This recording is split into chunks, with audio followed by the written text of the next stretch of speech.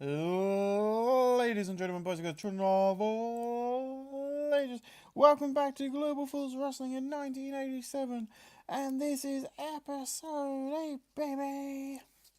So yeah, these are the results from AMPED, being held by the Global Force Wrestling. It's been held in front of 6,009 people at the Helen Beck Hall. Welcome guys, I want to thank you all for joining me and watching this. I hope that you are well today. I'm okay. So yeah, we are going to be now doing a lot more pre-written angles to have fun with the storylines, and also there's going to be a lot more pre-written angles for the mid-card titles. I do believe 6,900 is a sellout crowd. So in a pre-show bout that Telber Wrestling, a non-existent crowd heat, Norman Smiley defeated Ultraman Jr. and Vampiro in 7:34 when Norman Smiley defeated Vampiro by pinfall. 31E plus, Norman Smiley carried the match in terms of ring work. Ultraman Jr. debuted his second generation style gimmick, got initial rating very good. Excuse me, Vampiro debuted his vampiric gimmick, got initial rating very good. Now it's quality for match, colour commentary going to match with Bruce. Ultraman Jr. 17, Vampiro 23, Norman Smiley 39. Any Vampiro and Ultraman improving in performance, which is good. So yeah, the problem with the lightweight division is everyone is not very good or popular. The only popular guy we got in here at the moment in the actual division is out. He's in rehab. That's Doink the Clown. Doink the Clown is in the lightweight division because that's the only thing I thought would be good for him. And then he kept doing drugs, so I had to make an executive decision, and that was pack him off to rehab. So he's at rehab at the moment. But yeah, so we've got some work to do with the lightweight division. And I've just noticed that I've kept the picture without changing it. Okay, should we do that now, guys? Shall we find a nice picture to go in our backdrop? Let's do that. Because at the moment we're looking at the WWAW backdrop, which is not very good. So you can see how I get my pictures. So we'll go to 1987 WWF Survivors Series. I can't spell, so hopefully it will change it for me. Yeah, there you go. It might change it again. I don't know. So then we click over to images for the 1995 Survivor Series. I've already had this up before. We'll go to... That's not going to be good enough because this is very difficult to do.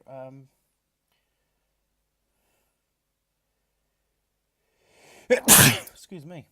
Yeah, so you can actually see how I get my pictures. I can't spell, which is also very useful. WWF Survivor Series 1987. Awesome, that might work a bit better. So yeah, we'll go for this. I like that. So you go view image. When you get it to this point, you save the picture. You save it to that. So this is Survivor Series. Macho Man took on Hulk Hogan. They're in my company. They're not. They're not.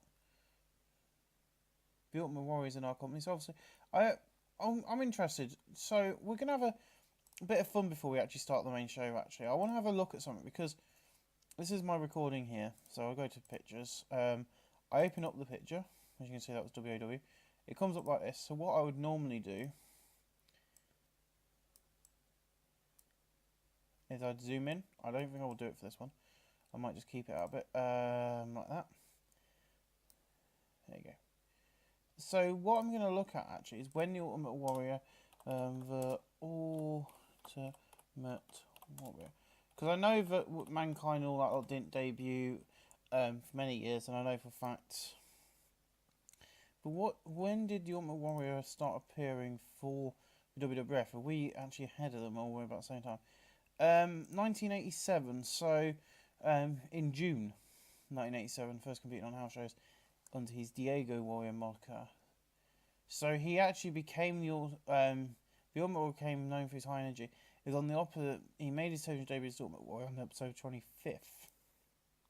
That ain't gonna happen, sadly, because we've got him, and he's on this show. So yeah, that's what we. There we go. That looks better, doesn't it? So yeah, in our next match, in a pre-show bout that had decent wrestling, but didn't have much heat. John Haystacks defeated Scott Hall in 7:39 by pin for the elbow drop. The elbow drop pin. I am pushing him to the moon, as you might have known. Now it's called to match Killer Commentary again, the match of Boost, Scott Hall 53, John Haystacks 49. Haystack's improving technical.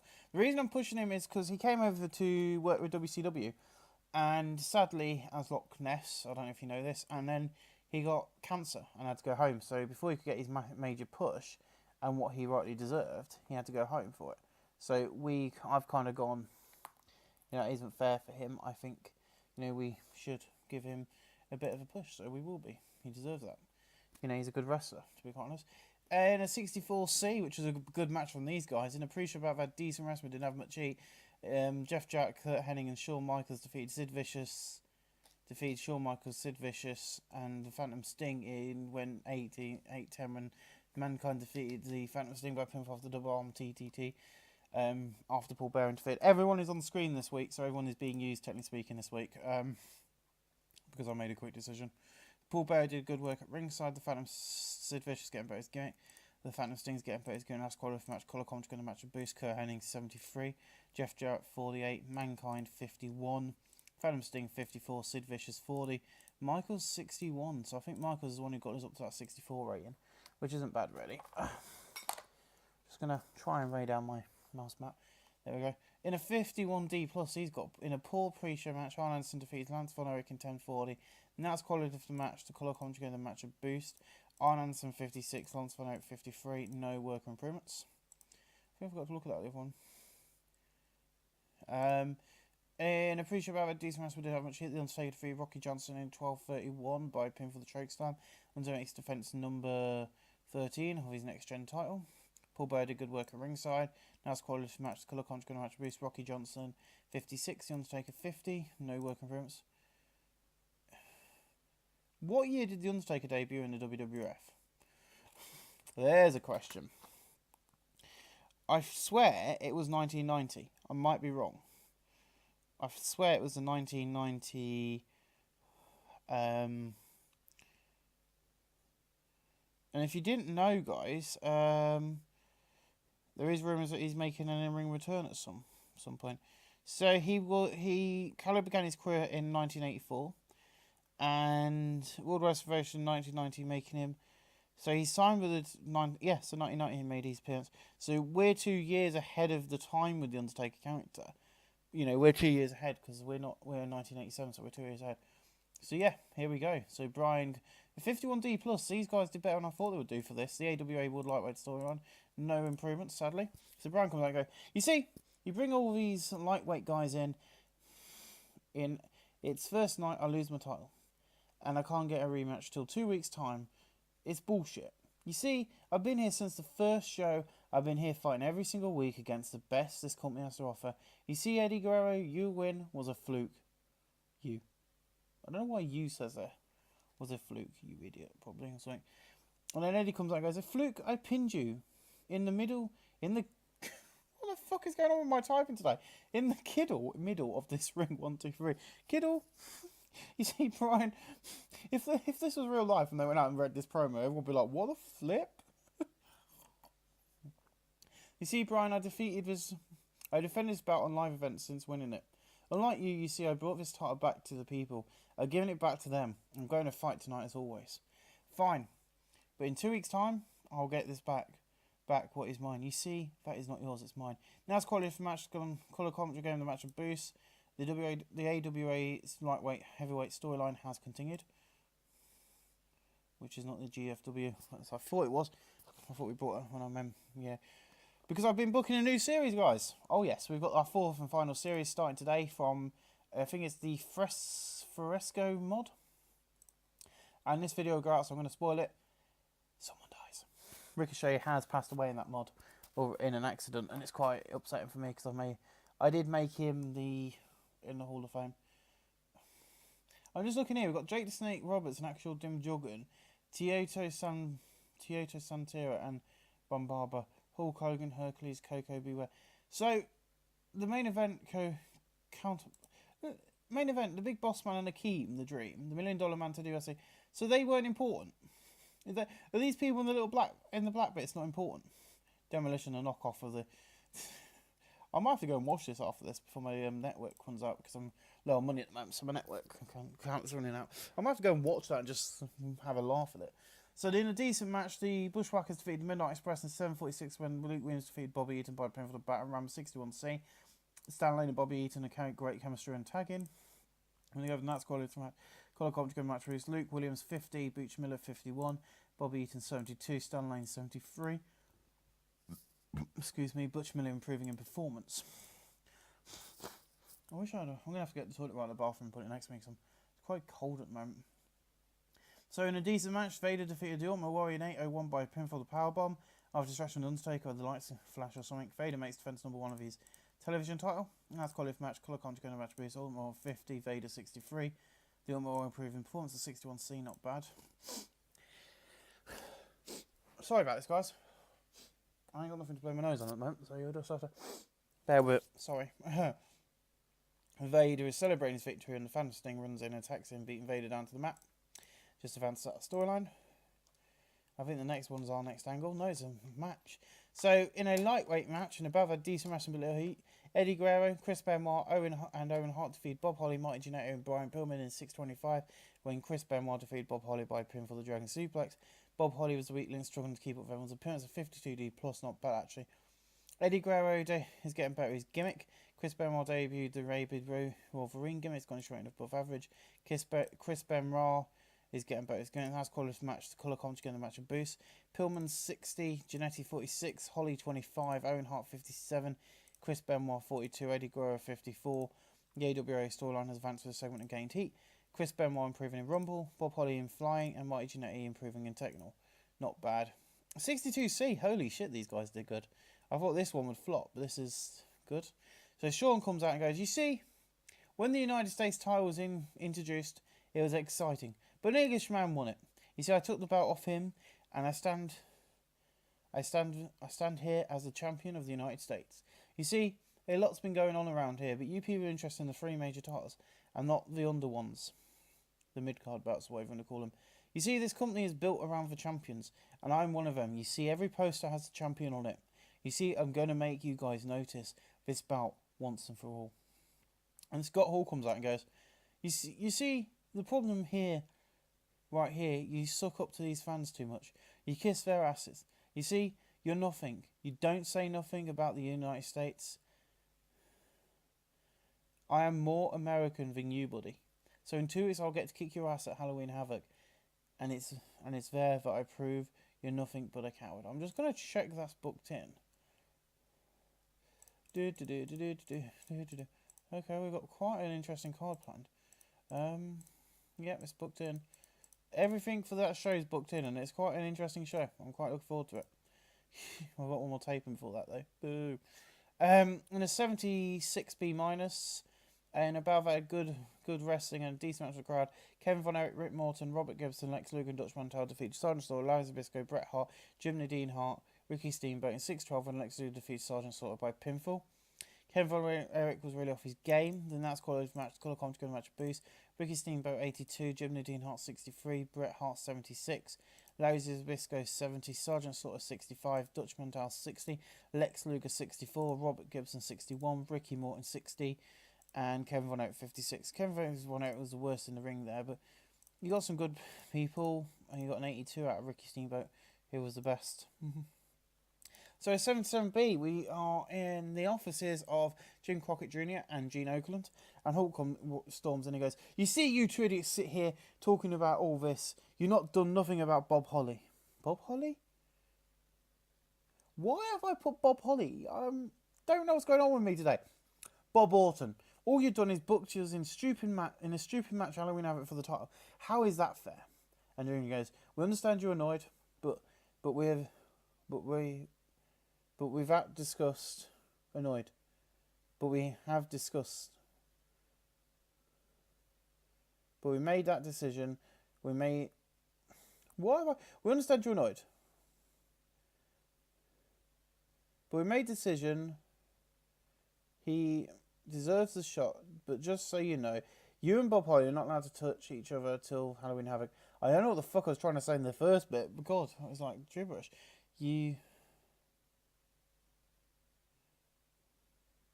We understand you should be, but yeah.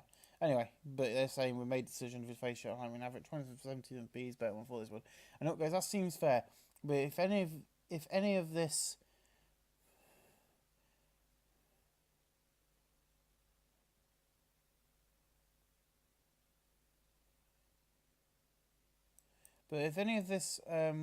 bounces back, that seems fair. But if any of this bounces back, I'll take it up with whoever hired you. He storms out of the office.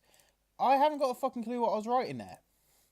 I had a promo in my head, but that wasn't what I was in my head at the time when I wrote it. That's just gibberish. Ignore that. But something be not bad. Basically, the idea is he's annoyed with the management, Jim Crockett Jr. and that, and he's gone into the office and gone, "Oi, why have I got a match with Bob Orton?" And he's, at Halloween Havoc, and they've gone, "Oh, sorry, but he deserves a shot." And he goes, "Well, if anything happens, if he touches me or you guys, anything else happens with anyone in the company, that isn't the case though. They are allowed to touch, but they're not allowed to, interact in any singles matches until that time. They can have tag matches. It's just they're not allowed to face each other in single matches." I'm saying that because of the main event, I think. In a decent match, the Fabulous Freebirds defeated and the British Bulldogs defeated UK Boys and Lightning Express 750 win. Dave Boyd defeated Robbie Brookside by pin for the vertical suplex 660+. Colour commentary gave the match a boost. Dynamite Kid had a report 74, David Boy 74, Michael Haynes 63, Terry Gordy 69, Tim Horner 50, Brad Armstrong 51, Stephen Regal 45, and Robbie Brookside 41. Brad Armstrong improving final, and Michael Haynes in performance. So that's good, and the storyline has advanced. Both storylines have advanced with this segment. The one thing about this now is the people are going to be improving on house shows more than they are on these shows, which is good. So in about, they had good wrestling and decent match in the crowd. Ted DiBiase defeated Truly Blanchard in 8-10 by pinfall. During the match, we also had Kurt Hennig won and accidentally hit Blanchard. Ted DiBiase is getting better his gimmick, and that's quality of the match. Colour commentary going to match a boost. Blanchard 69, DiBiase 73. The other one has a price, has advanced this segment and gained heat. No worker improvements. So all the managers in the back are having a massive fucking argument. Ollie and Prize were well throughout the segment. So did Paul Bearer. Nothing on Jim Cornette, who's the one who ordered me to do it as a non-promo. No work improvements. Yeah, basically these guys hadn't been on screen for a while, so I just threw them all into an angle where they're all arguing backstage about who the better manager is. Dusty Rhodes and Jim Snuka have a heated conversation, but don't come to blows backstage. Then an argument breaks out between King Kong Bundy and Andre the Giant. An argument breaks out and they start brawling. History don't have to pull them apart. I'm getting rid of the rule now that Jim Crockett's here that, there's no brawling backstage. Jim Crockett's now come in and, he's gone, well, no, they're allowed to fight in the locker room. But if they do, they're going to have to end up in a match or something. So, yeah, that's what's happening there. I think it's a, good start. And, the Global Force Wrestling magazine is going to be released next month. Get ready for that. Front cover, Hulk Hogan probably, if we ever do one. So an exceptional match, Andre the Giant defeated Jimmy Snuka. The Andre the Giant and Jimmy Snuka defeated Dusty Rhodes and King Kong Bundy in 752 and Jimmy Snuka defeated King Kong Bundy by pinfall of Superstar Flash. Andre the Giant and Jimmy Snuka had great chemistry and teaming. This match suffered because of lack of selling on display. The next quality match, colour commentary going to match a boost. Bundy 70, Rhodes 92, Snuka 75, Andre the Giant 85, the AWA. They still have great chemistry and team together. Both storylines advance with the segment. Any work improvements? Dusty Rhodes improving in Rumble. Awesome. That's what I like to see. And a superb match. The Iron Shriek returns, defeating Jerry Lawler when Jerry Lawler was counting that after being attacked by Steamboat. So it was a count out victory. He was attacked by Steamboat. That's quality match. Colour commentary gave the match a boost. The Iron Shriek 67, Jerry Lawler 75. The old Heat storyline has advanced to this segment. The Iron Shriek improving in performance. The reason I did that is just to keep so we can have it. Oh, he's still wasted on drugs. He might get fired then. Jerry Lawler and Ricky Steamboat backstage and an argument breaks out and they start brawling with each other. Host of agents have to pull them apart. Okay. Because, he's been counting on the victory and he's found him in the back. And in our main event tonight, in an exceptional match, Terry Funk, Hulk Hogan, and Adrian Adonis defeated Bob Orton Jr., Ric Flair and Randy Savage in 2019 when Hulk Hogan defeated Bob Orton Jr. by pinfall with a leg drop. Randy Savage with great chemistry. Adrian Adonis 80, Hulk Hogan 95, Terry Funk 81, Savage 94, Flair 90, Bob Orton Jr. 80. The storyline is advanced to the segment, gained heat. Advanced. Worker improvements, no worker improvements. After the match, they have a massive brawl to the back. So Hulk Hogan and Bob Orton Jr. brawling, Adrian Adonis and Ric Flair brawling, Savage and Terry Funk.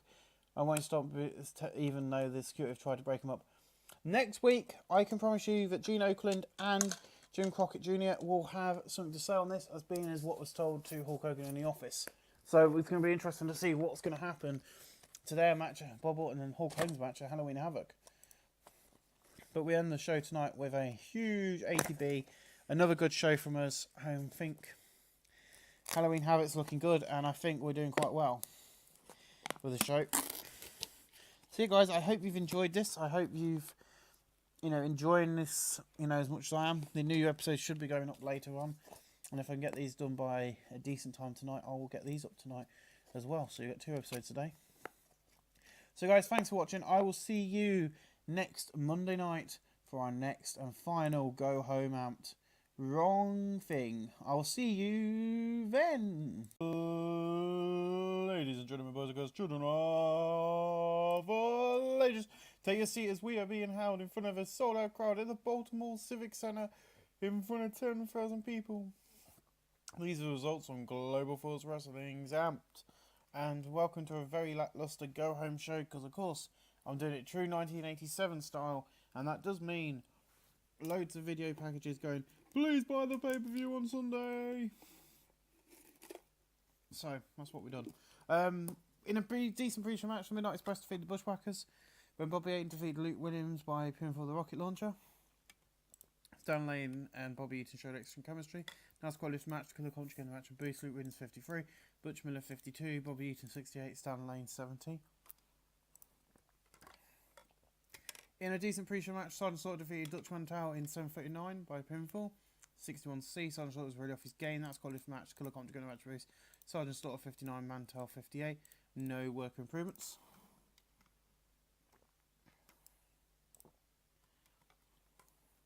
And in a 77B, so Gene Okerlund, Hulk Hogan and Bob Orton Jr. all in the ring. Last week, I told Hulk Hogan and Bob Orton Jr. that if they touched outside the ring, their match would not go forward. After talking with my partner Jim Crockett Jr., we have decided that this match will be a Falls Count Anywhere match. That is meant to be Jim Cornette, not Jim Cornette. I don't know why Jim Cornette's on the screen. Hulk, so because that idiot continued attacking me, I've now got to go into a match Sunday night with no rules, brother. I take this up with your boss. It's nonsense, not fair. Then Jim Crockett goes, nope, going too far down. As the boss was informed of this, he has agreed to this match, and so he won't listen to you, and I have booked it in as a Falls Count. So then Jim Crockett, the Bob Orton Jr. comes out and goes, Hogan, you're scared of me. I'm going to take that belt off you. You see, there's no rules Sunday. Anything could happen. Anything could and will happen. Hogan jumps through the ropes, starts attacking. It's an all-out brawl until refs and security run out and separate them.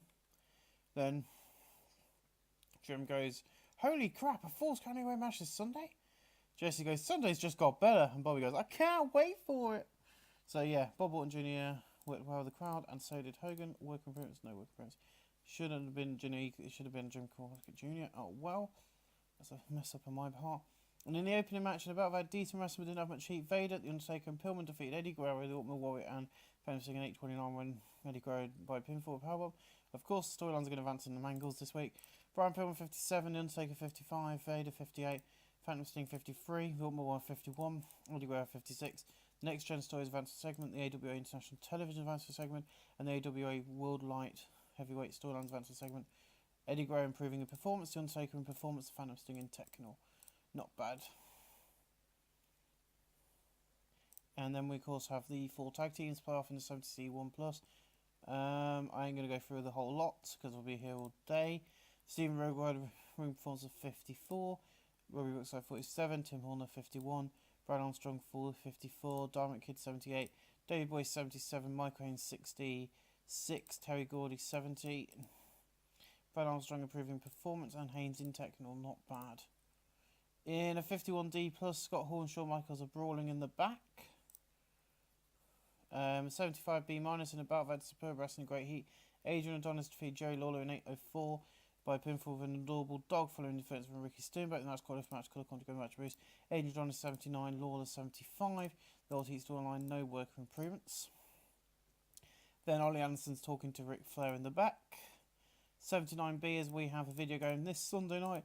Witness as Dusty Rhodes takes on Jimmy Snuka.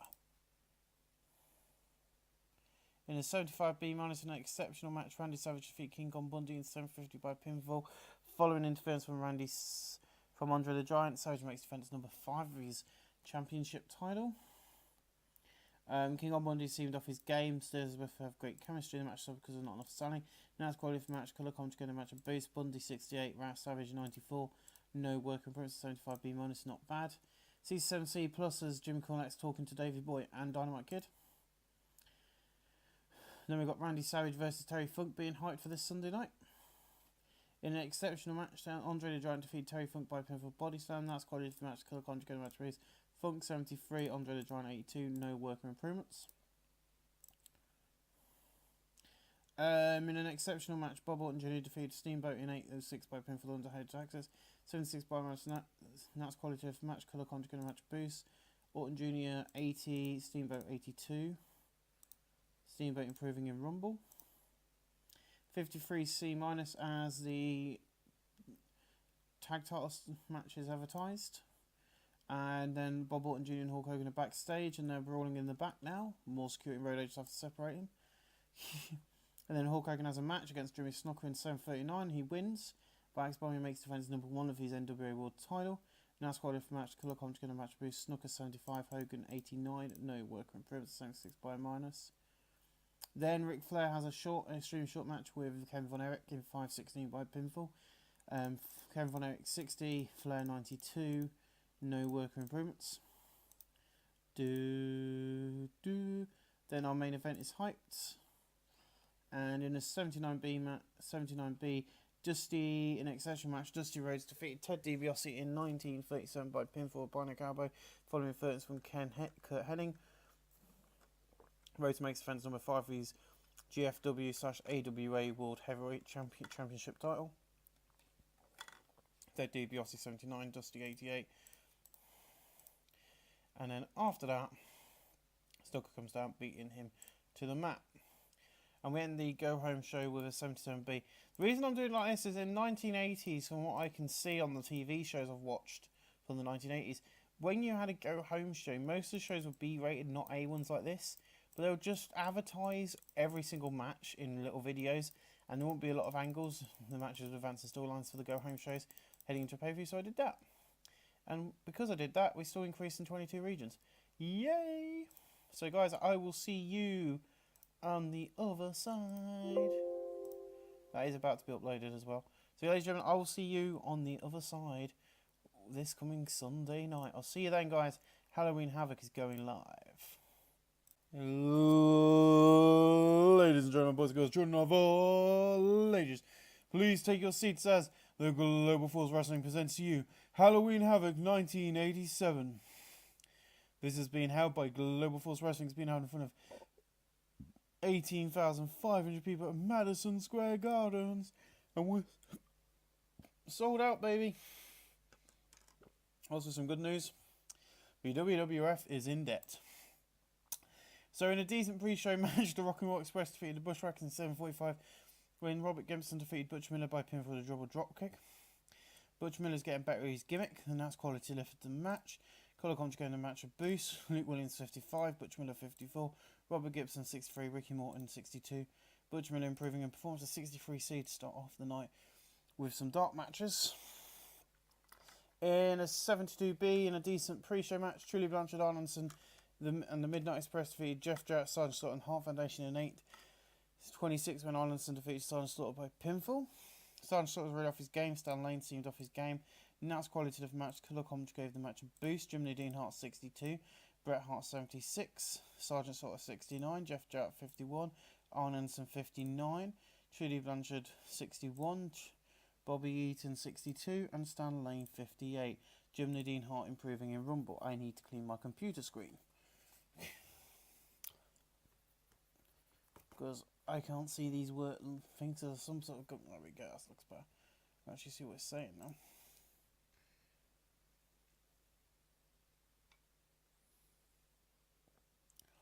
In a pre-show bout, I had terrible wrestling and non-existent crowd heat. Owen Hart, Vampire, and Ultraman Jr. defeated Peripheral Jr., Norman Smiley, and Chris Benoit in 8:30 when Owen Hart defeated Peripheral Jr. by pinfall the spinning heel quick. Of course, the lightweight division in full swing here. Peripheral Jr. debuted his old school face against Gunner Short in the gate, and that's qualified match. Colour commentary getting the match a boost. Owen Hart came out of this match looking good. Chris Benoit 47, Norman Smiley 44, Peripheral Jr. 27, Ultraman Jr. 21, Vampiro 24, Owen Hart 61. No work improvements of 48D plus. 33 plus in a terrible pre-show match. Lance Von Erich defeats Steve Blackman 7:43 by pinfall the pile driver. Night's quality of the match. The colour commentary going to match a boost. Lance Von Erich 36, Steve Blackman 23. No work improvements just to give Lance Von Erich a win. We brought Steve Blackman in for one night only, and we brought Terry Gibson for one night. In a poor pre-show match, Rocky Johnson defeated Terry Gibson 8:05 by pinfall the Johnson Shuffle.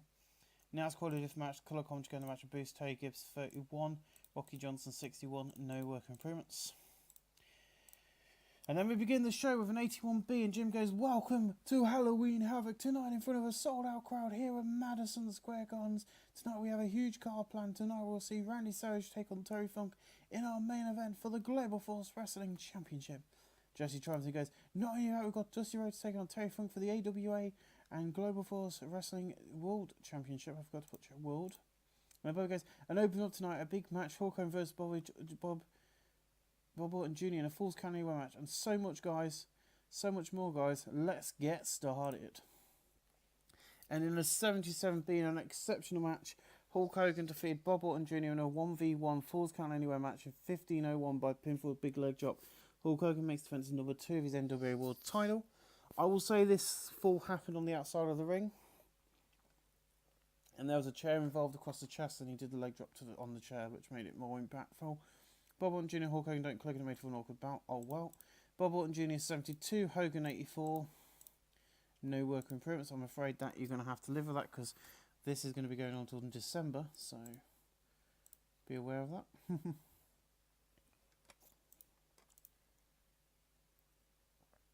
In a terrible match, Bob Holly defeated Marty Jannetty in 7:43 by pinfall flying leg drop of 38D minus. Now squad lift match. Colour commentary going to match boost. Holly 29, Jannetty 46. No work improvements. In a poor match, Mankind defeated Sid Vicious in 7:43 by pinfall of a double arm DDT. 49D plus. Paul Bear did good work at ringside. Sid Vicious, Mankind don't click. Now squad lift match. Colour commentary going to match a boost. Sid Vicious 36. Mankind 50, Sid Vicious improved performance. Of course, as you all know, Mankind was brought back from hell by Paul Bearer to help out the Undertaker's situation with the Ultimate Warrior. Didn't help, but he's going to stick with him. And of course, Mankind's the alter person, a bit like the Hand to the Phantom Sting. You know, now that Urn's got another thing in it. Are they going to get an Ultimate Warrior? So you'll find out. I love building up the Undertaker. The Undertaker's one of my favourite characters. And a 72B B minus. And above had great wrestling and a decent match in the crowd. Lightning Express defeated the British Bulldogs in 14:32 when Tim Horner defeated Dynamite Kid by pinfall Roland Cradle. Lightning Express won the Global Force Wrestling Tag Team Championship. Tim Horner sustained a chronic knee pain. Oh god. Tim Horner 55. Brad Armstrong 59. Dynamite Kid 84. David Boy 85. No work improvements.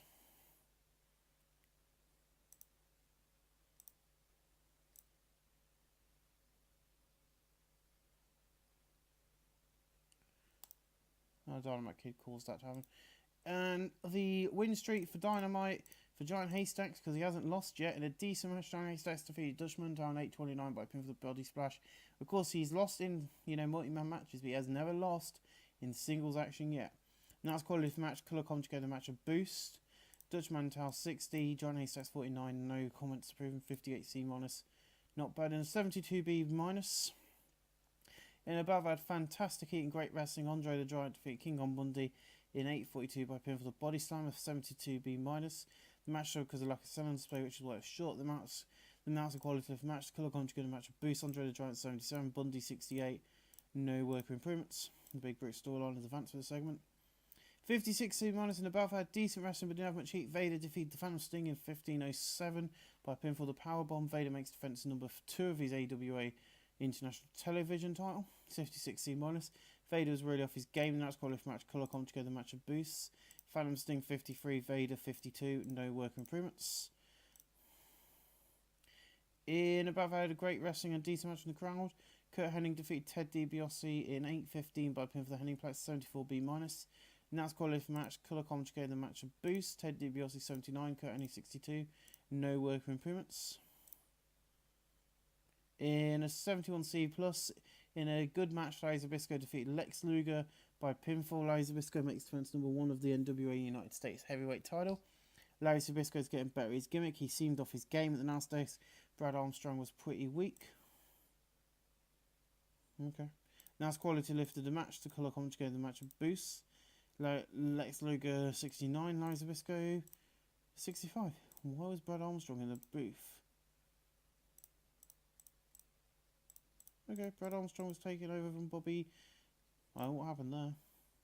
As I'll show you before I go through this one, if you look at the booking details, Bobby the Brain Heenan's in the last booth every match. In the battle, had superb wrestling and great heat. Ricky Steamboat defeated Jerry Lawler in 8-12 by pinfall of Flying Karate Chop, 74B minus. Nice quality of the match. Colour commentary the match of boost. Jerry Lawler 75, Ricky Steamboat 82.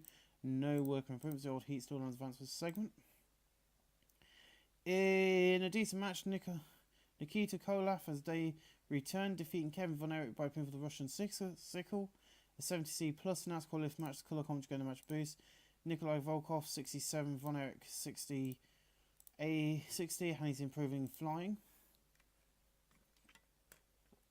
In a decent match, the UK boys defeated the Fabulous Freebirds in 1528 when Robbie Brookside defeated Michael Haynes by pinfall the Icon Slam. The UK boys are now the AWA World Tag Team Champions.